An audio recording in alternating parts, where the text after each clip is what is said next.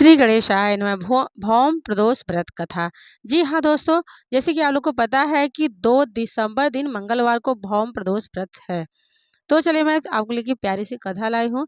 तो चलिए मैं आप लोगों को प्यारी सी कथा सुनाती हूँ।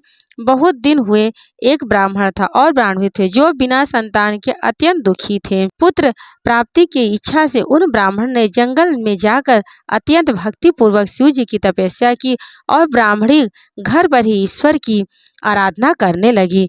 वह ब्राह्मणी नियम पूर्वक प्रत्येक मंगलवार को हनुमान जी का भोग लगाती थी तथा बाद में स्वयं प्रसाद स्वरूप भोजन ग्रहण करती थी।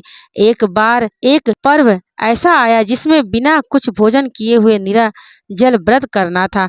अतः ब्राह्मणी उस मंगलवार को हनुमान जी को नैवेद्य न अर्पित कर सकी। अतः उसने संकल्प किया कि अगले मंगलवार को मैं हनुमान जी को भोग लगा दूंगी, तभी भोजन करूंगी। ब्राह्मणी की इस प्रकार की भक्ति और श्रद्धा देखकर हनुमान जी ने रात में उस ब्राह्मणी को स्वप्न दिखाया कि मैं तुम्हारे ऊपर अत्यंत प्रसन्न हूँ तथा तुमने यदि मंगलवार के दिन निर्जल व्रत करके मेरा भोग नहीं लगाया तो इसमें चिंता की कोई बात नहीं है।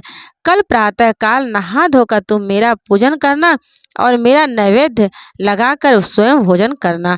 थोड़ी देर बाद संपूर्ण गुण संपन्न बालक आएगा। उसका पुत्र व्रत पालन करना। वह तुम्हारी सेवा करता हुआ इस प्रकार के कार्य करेगा कि तुम्हारा यश अच्छा होकर फैलेगा। अगले दिन ब्राह्मणी ने स्वप्न के अनुसार कार्य किए जिससे उसको सुंदर पुत्र प्राप्त हुआ। उधर वह हनुमान जी ने ब्राह्मण की तपस्या करते में ही कहा कि तुम्हारी मनोकामना पूर्ण हो गई है।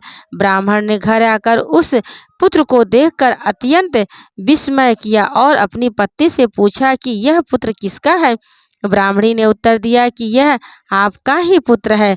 अपनी पत्नी से इस प्रकार के वचनों को सुनकर ब्राह्मण बहुत क्रोधित हुआ तथा अपनी पत्नी को उल्टा चरित्रहीन आदि शब्दों से संबोधित किया। योम उस पुत्र को मारने के अनेक प्रयत्न किए किंतु भगवान की कृपा से उस बालक का बाल बांका नहीं हुआ।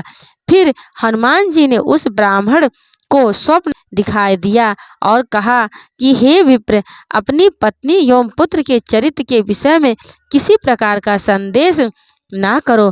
मैंने तुम्हारी तपस्या और तुम्हारी पत्नी की भक्ति को देखकर इस पुत्र को वरदान में दिया है। यह बालक तुम्हारी सेवा करता हुआ तुम्हारी कृति को चारों ओर फैलाएगा।